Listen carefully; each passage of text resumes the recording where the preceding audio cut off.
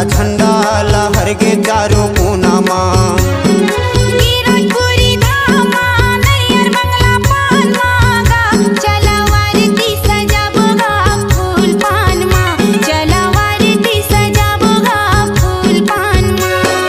छत्तीसगढ़ के छाती माँ कीरतपुर के माटी माँ, वो सादा झंडा लहर के चारों कोना माँ।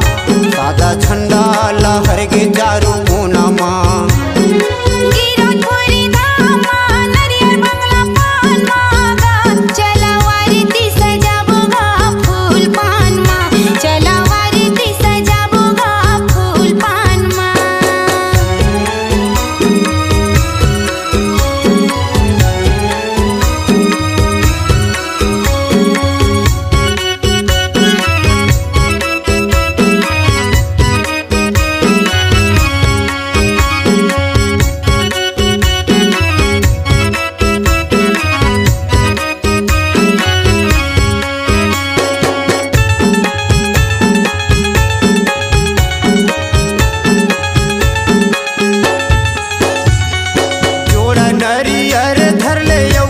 के पान वो यो बंगला के पान। भुइया नापत जाबो जोड़े गिरजपुरी धाम गा गिरजपुरी धाम।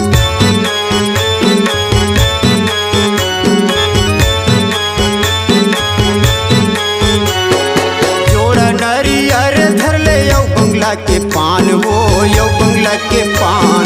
भुइया नापत जाबो जोड़े गिरजपुरी धाम गा गिरजपुरी धाम। छत्तीसगढ़ के छाती माँ कीरतपुर के माटी माँ, वो सादा झंडा लहर के चारों कोना माँ। सादा झंडा लहर के चारों कोना माँ। गिरजपुरी धाम माँ नरियर बंगला पान माँ गा।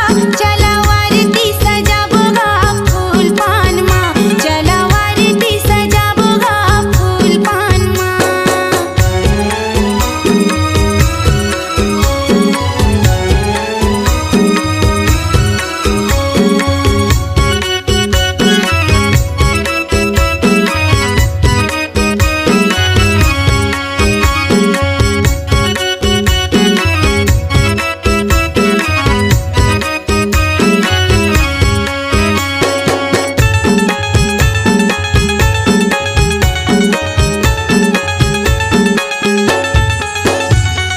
पहाड़ पर्वत जंगल झाड़ी दिखे घने घोर, वो दिखे घने घोर।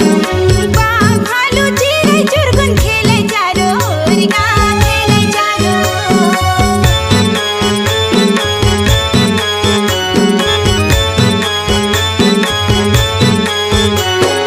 पहाड़ पर्वत जंगल झाड़ी दिखे घने घोर, वो दिखे घने घोर। बाघ भालू चिड़ै चुरगुन खेले चारो ओर गा खेले चारो ओर। छत्तीसगढ़ के छाती माँ कीरतपुर के माटी माँ, वो सादा झंडा लहर के चारों कोना माँ। सादा झंडा लहर के चारों कोना माँ।